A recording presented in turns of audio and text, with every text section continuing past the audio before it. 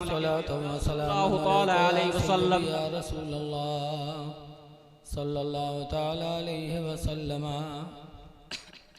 हज़रत अभी नकीबे जलसा मेरे बारे में बहुत कुछ आपको बताया। आप लोग सोचते होंगे कि मौलवी आपस में सलाह की रहा था कि तुम हमारी तारीफ़ क्यों, तुम्हारी तारीफ़ करो। ये इनकी मोहब्बत है, इन्होंने बहुत कुछ कहा। अल्लाह ताला उसका अहल बनाए। एक जगह गया तकरीर करने के लिए, तो स्टेज पर बड़ी तारीफ़ हो रही थी। तो एक साहब गए, कहीं देखी वो कौन मौलाना हो जो ना है। जब गए हमका देखें तो कहें अरे चलो यार हो भाई जलसा।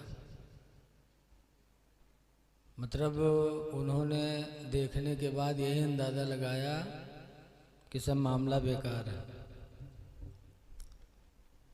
खैर, ये इनकी मोहब्बत है। बिरादर गिरामी हज़रत अल्लामा कारी सलीम साहब क़िबला ने फ़ोन किया, मैं हाज़िर हुआ। अज़ीज़ गिरामी जनाब भाई तौफ़ीक़ अहमद साहब की दावत पर बड़ी खुशी हासिल हुई कि तने तनहा इतना अच्छा प्रोग्राम उन्होंने मुनक़िद किया अक़ीक़े के मौके पर। और सिसोरा के लोग आए भी, अच्छी तादाद में आए। वैसे लोग मिलाद शरीफ में नहीं आते हैं। एक दो किताब पढ़ लिया तो कहते हैं वहाँ कहा जे जत्ता मौलाना बताई हैं वत्ता तो हमें पता है। हाँ, ये कह करके नहीं आते। एक दो किताब पढ़ लेने से दीन की जानकारी कमा हक़ नहीं हो सकती। बेशक हक है हज़रत। हम मौलाना के नाम पर आए लेकिन हमको भी दीन की मुकम्मल जानकारी नहीं है। तो एक दो किताब पढ़ने से कैसे जानकारी हो जाएगी।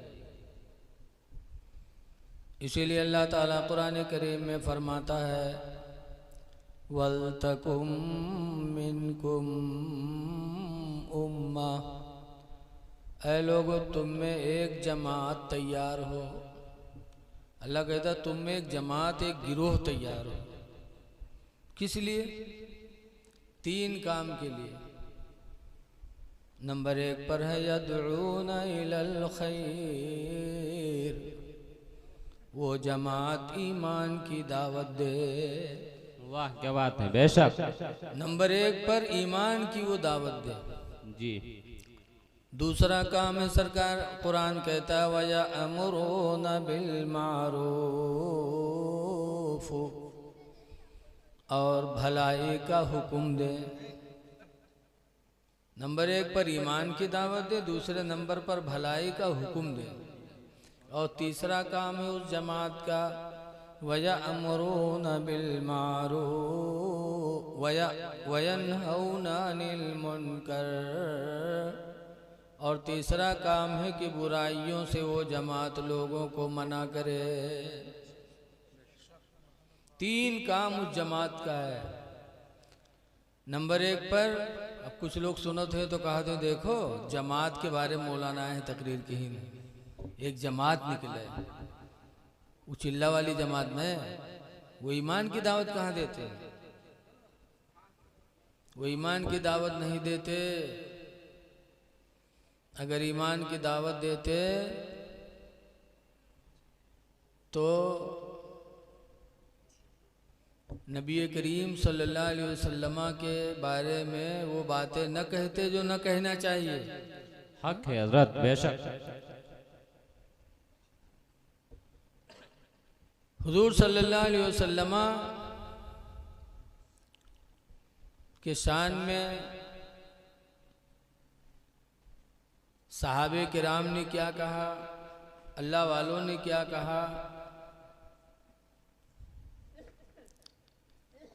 हुजूर सल्लल्लाहु अलैहि वसल्लम को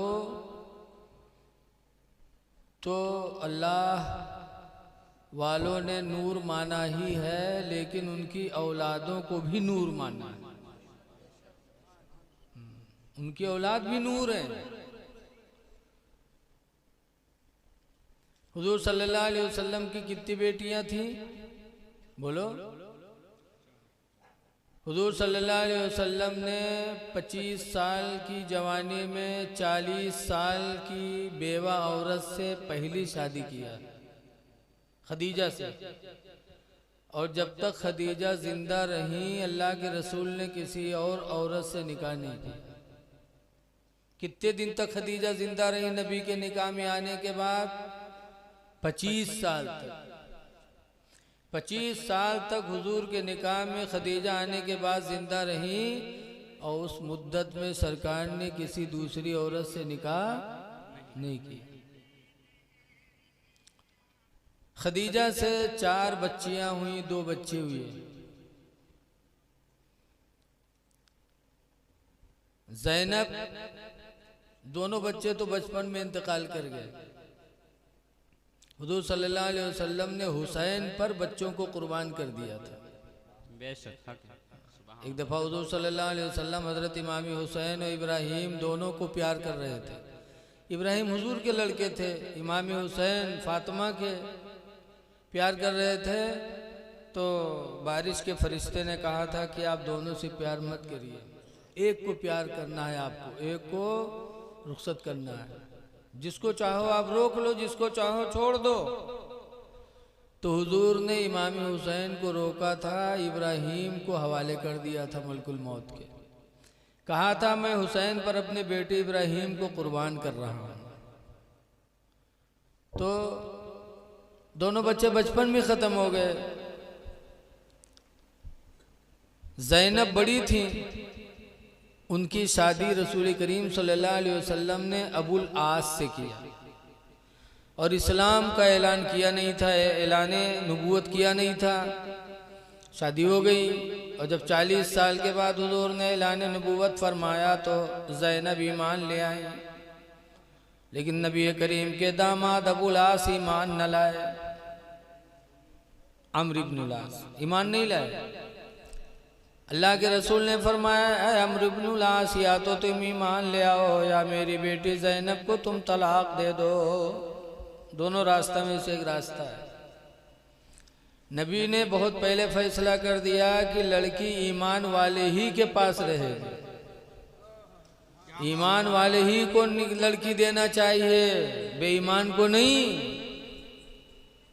वरना जब निकाह किया था ज़ैनब का अम्र इब्नुल आस से तो इस्लाम नहीं था।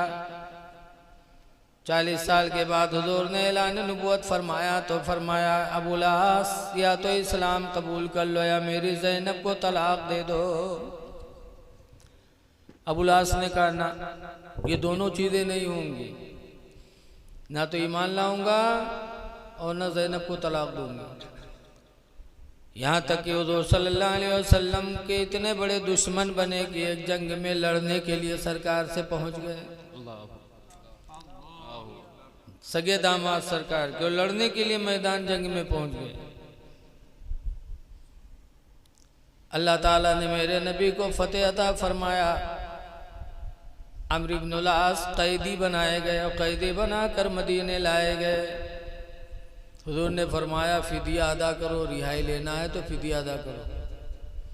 फिदिया माने जुर्माना समझ लो, दंड।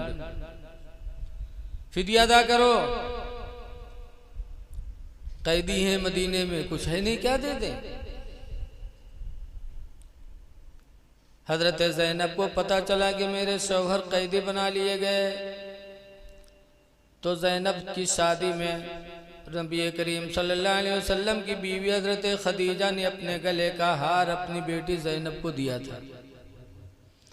आज भी लोग अपने बच्चियों को जो शादी वगैरह में जेवर देते हैं, भी नबी की सुन्नत है। हुजूर ने सबसे पहली बेटी ज़ैनब को हार अता फरमाया था। लेकिन आज पतोहन का देते, बिटियन का नहीं देते। नहीं होना चाहिए ऐसा। बच्चियों का भी बहुत बड़ा हक है। बच्चे का बच्चा दूना का मालिक है तो लड़की आधे का मालिक है। बेशक।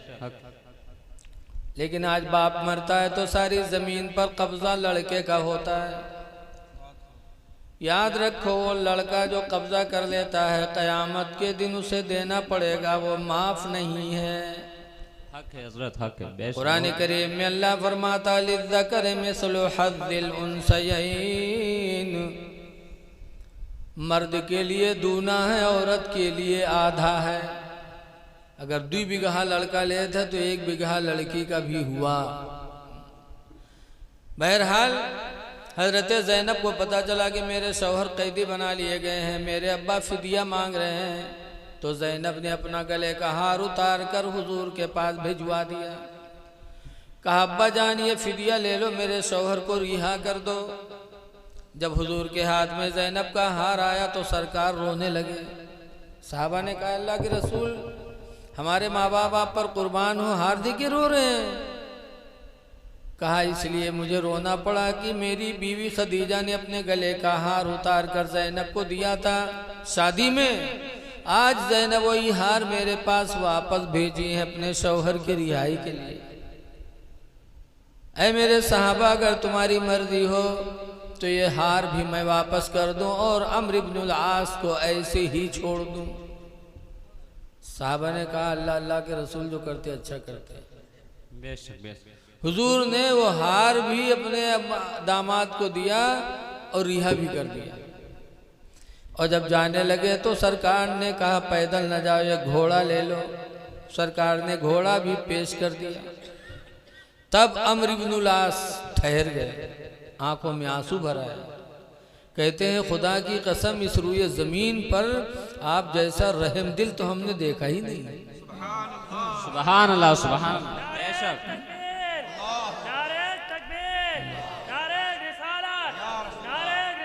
या रसूल अल्लाह, जिंदाबाद जिंदाबाद जिंदाबाद जिंदाबाद। ताज शरिया ताज शरिया ताज शरिया ताज शरिया ताज शरिया ताज शरिया। अल्लाहु अकबर। या रसूल अल्लाह। कहते हैं खुदा की कसम, आप जैसा रहम दिल तो हमने देखा ही नहीं कि जिंदगी भर मैंने आपकी दुश्मनी की, मैदान में लड़ने के लिए आया, हाथों में कैदी बन के पेश हो गया, लेकिन खुदा की कसम आपके अखलाक का ये आलम किया। आप हार भी वापस दे रहे हैं, रिहा भी कर रहे हैं, चलने के लिए घोड़ा भी दे रहे हैं। वाह। खुदा की कसम, मुझे आपकी नबूवत और आपकी रिसालत का मुझे यकीन हो गया है। वाह। मैं गवाही देता हूँ अशहदु अल्ला इलाहा इल्लल्लाह व अशहदु अन्ना मुहम्मदन अब्दुहु व रसूलुहु। हुजूर का इखलाक और करम देखकर सरकार के बड़े दामाद ईमान ले आए। सुभान अल्लाह, माशाअल्लाह। दूसरी लड़की थी रुकैया, तो उनकी शादी हुजूर ने किससे किया? हजरत उस्मान गनी से की। और जंगे बद्र के टाइम बीमार हो गई रुकैया। बद्र की लड़ाई के लिए सब मुसलमान मदीने से गए, लेकिन हुजूर ने रुकैया की तीमारदारी के लिए उस्मान गनी को मदीने ही में छोड़ा। लेकिन जब बद्र की लड़ाई फतह हुई तो माले गनीमत में उस्मान को बराबर हिस्सा दिया सरकार ने, और फरमाया कि उस्मान भी बद्र की लड़ाई में शामिल माने जा रहे हैं। क्या बात है। तो रुकैया का उस टाइम इंतकाल हो गया। तो सरकार की तीसरी लड़कियों में कुलसूम थी, तो उनको फिर उस्मान गनी के निकाह में दे दिया। और फरमाया कि अगर मेरे पास 40 लड़कियां होती तो मैं यके बाद दीगरे उस्मान के निकाह में सब दे देता। बेशक, हक है। जब दूसरी लड़कियों में कुलसूम का निकाह किया उस्मान गनी से, तो उस्मान का नाम था उस्मान। लेकिन जब दूसरी लड़की नबी की उनके निकाह में गई तो मदीने के लोग उनको जुन्नूरैन कहने लगे। अब उस्मान ने कहते थे, उनका लक़ब मदीने के लोगों ने रख दिया क्या? जुन्नूरैन। जुन्नूरैन का मतलब 2 नूर वाले। ये 2 नूर वाले हैं उस्मान। और ये मैं नहीं कहता, आप हर जुमा में जुमा पढ़ने जाते हैं तो इमाम साहब जब खुतबा पढ़ते हैं तो हजरत उस्मान गनी के अलकाब में जुन्नूरैन का लफ्ज आता है। आता है कि नहीं आता है? सुना है? हजरत जामिल कुरान का लफ्ज भी आता है कि कुरान को इन्होंने जमा फरमाया। तो जुन्नूरैन मदीने वालों ने कहा कि ये दो नूर वाले हैं, कि ऐसे खुश नसीब हैं कि नबी की बारगाह से इनके हिस्से में दो नूर मिल गए। अब आप यहीं से सोचो कि मदीने वालों का अकीदा नबी के बारे में क्या रहा होगा। जब उनकी बिटियों को नूर माना तो नबी को तो बदरजा औला नूर मानते थे। बेशक। इसीलिए आला हजरत इमाम अहले सुन्नत फरमाते हैं कि सुबह तैबा में हुई बटता है बाड़ा नूर का, और सदका लेने नूर का आया है तारा नूर का। बेशक। और तेरी नस्ले पाक में है बच्चा बच्चा नूर का, और तू है ऐने नूर तेरा सब घराना नूर का। नारे तकबीर, नारे रिसालत, नारे रिसालत, जश्न ईद मिलादुन नबी, जिंदाबाद जश्न जिंदाबाद ईद मिलादुन नबी, जिंदाबाद। नारे तकबीर, नारे रिसालत।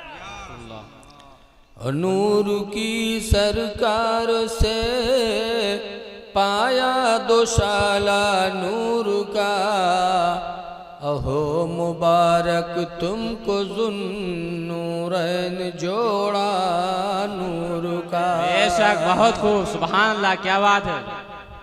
तो नबी को मदीने वालों ने नूर माना है, लेकिन कुछ लोग हैं इसी रुए ज़मीन पर जो अपनी किताब में लिखते हैं कि जो नबी को नूर मानेगा तो वैसे ही काफिर हो जाएगा जैसे ईसा को खुदा का बेटा कहकर लोग काफिर हो जाए। माशअल्लाह माशअल्लाह माशअल्लाह।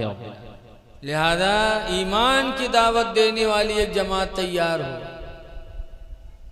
आज अफसोस है कि ईमान की दावत नहीं देते, इसीलिए हमारी बहुत सी बच्चियां गैरों के पास जा रही हैं। उन्हें पता ही नहीं है कि इस्लाम क्या चीज़ है, ईमान क्या चीज़ है, कुफ्र क्या चीज़ है। आज हमने अपने बच्चियों को कॉलेज में भेजा, दीन की तालीम नहीं दी। सुबह हुई तो प्रधान के दरवाजे पर बैठे मालदार के यहाँ जगह एक चाय के चक्कर में सुबह बैठे रहते हैं। कुछ तो इतने लाख ही रहा है कि सुबह हुई पर पहुँच जाइए, 10 बजे तक बैठे रहे हो, पहिए का एक चाय एक बीड़ी, इतने के लिए बैठे रहे। इस्लामी हुक्म में अल्लाह के नबी ने फरमाया कि सुबह शाम अपने बच्चों में बैठो और उनके अंदर वो बातें करो जिससे उनके दिल में खौफ इलाही पैदा हो। बेशक बेशक, हक है, खौफ पैदा हो। हजरत मुआज़ इब्न जबल को अल्लाह के नबी ने यमन का गवर्नर बनाया तो 10 बातों की वसीयत की थी। उसमें आखिरी 10 बातों में यही एक आखिरी बात थी कि उन्होंने फरमाया था, मुआज़ अपने बच्चों में खौफ खुदा पैदा करते रहना। क्या बात है कि सुबह अपने बच्चों में बैठो 10 मिनट, शाम को बैठो अपने बच्चों को बुला के उनके बीच में कोई इस्लाम की बात पेश करो। कभी रोजी के बारे में, कभी नमाज के बारे में, कभी किसी सहाबी का वाक़या जो तुम्हें मालूम हो उनके बीच में पेश करो, ताकि उनके दिल में खुदा का डर पैदा हो और बच्चे जाने कि इस्लाम क्या है, कुफ्र क्या है। आज हमारी बच्चियां गैरों के पास। एक ज़माना वो था कि हमारी माँ बहनों ने लोगों को अपने ईमान की दावत देकर अपनी तरफ खींचा। रवायतों में आता है कि मदीने तैयबा में एक औरत बेवा हो गई जिसका नाम था उम्मे सुलैम। नौउम्री थी, शादी हुई और बेवा हो गई, काफ़ी खूबसूरत थी। तो तलहा जो ईमान नहीं लाए थे, शिर्क के आलम में थे, तो तलहा ने उम्मे सुलैम को निकाह का पैगाम दिया। तो उम्मे सुलैम ने क्या कहा था, ऐ तलहा, तुमने मुझे निकाह की दावत दी है, खुदा की कसम तुम मुझसे निकाह उस वक्त तक नहीं कर सकते जब तक कि मेरे पैगंबर पर तुम ईमान नहीं लाओगे। सुभान अल्लाह। नारे तकबीर, नारे तकबीर, नारे रिसालत, नारे रिसालत, मसलके आला हजरत मसलके आला हजरत फैजाने आला हजरत फैजाने आला हजरत सरकार की यामत सरकार की यामत आका की यामत आका की यामत अच्छे की यामत प्यारे की यामत सरकार की यामत नारे तकबीर नारे रिसालत। तो तलहा ने मजबूरन कही है, मसरूरन कही है। उम्मे सुलैम ने ईमान की दावत दी तो अबू तलहा ने ईमान की दावत कबूल कर दी और उम्मे सुलैम से निकाह कर लिया। सुभान अल्लाह सुभान अल्लाह। तो वो सहाबियां थी जो ईमान की दावत देती थी। तो पहले है उस जमात का काम कि वो ईमान की दावत दे, ईमान की दावत दे। आज लोग ईमान की दावत नहीं देते, बल्कि जिसकी तरफ मैंने इशारा किया वो ईमान को बर्बाद करते। कहते हैं गैब तो सिर्फ अल्लाह ही को मालूम है, किसी को गैब नहीं मालूम।